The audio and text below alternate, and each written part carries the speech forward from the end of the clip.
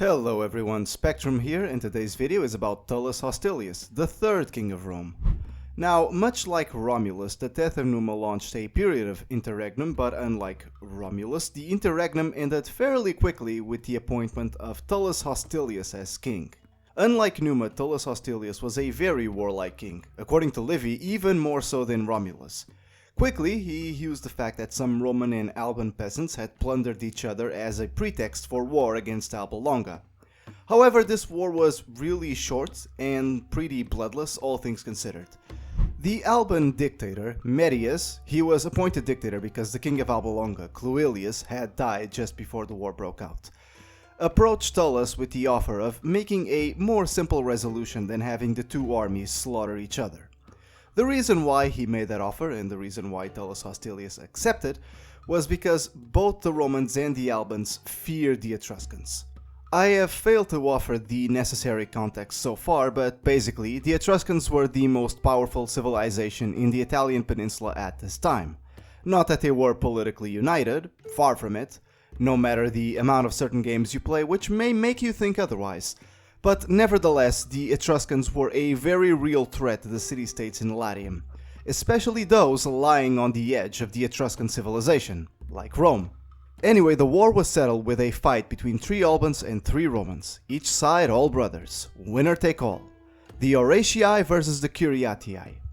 2 of the Romans actually died first, leaving the last one having to take on the 3 Albans, who were actually wounded. So he thought to split them up by pretending to run away.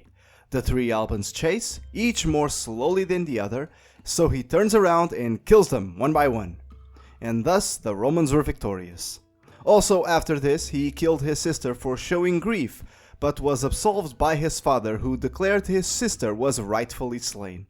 By the way, said sister showed grief because she was the lover and betrothed to one of the Curiatii.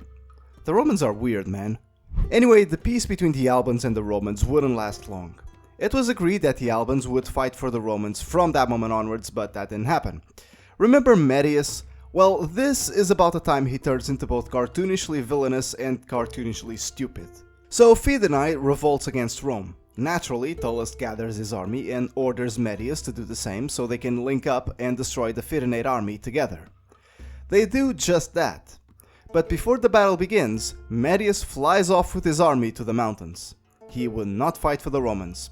Oh, and he wouldn't fight for the Fidenae either. But why though?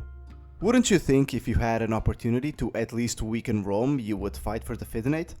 Backing out completely makes no sense whatsoever. Anyway, the Romans defeat the Fidenae without the help of the Albans regardless. And Medius... I can't believe what I'm reading. The sheer stupidity is astonishing.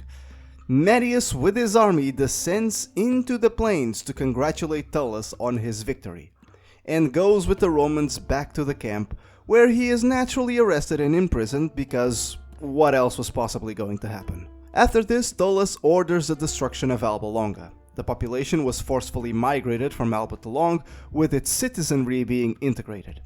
As for Medius, he was executed, specifically tied between 2 chariots with its horses going in separate ways, which ripped him apart. I'm not mad at this at all. Don't be like Medius, don't be stupid.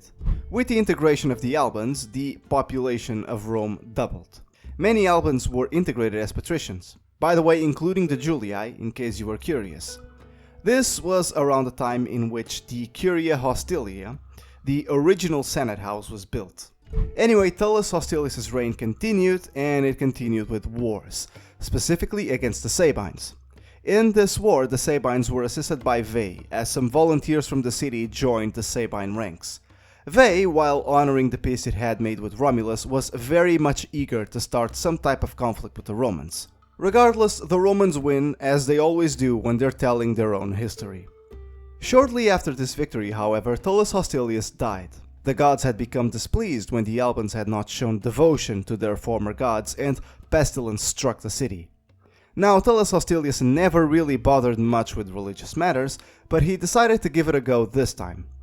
And because he performed the religious rituals incorrectly, Jupiter struck him and his house, why the house though, with lightning. He had reigned for 32 years. His interregnum would be really short, as apparently it took only a single interrex to nominate the next king. even though that technically shouldn't happen, but I don't know, blame Livy on this one. The name of the new king was Ancus Marcius, but that's for next time. This is all for now. This video should be pretty short, about the same length as Numa's, maybe a bit longer. It's not entirely a bad thing for me though, I'm trying to be ahead of schedule. This is one of those videos where it's really obvious the period of the Roman monarchy is all made up. Anyway, this was Spectrum, and I'll see you soon.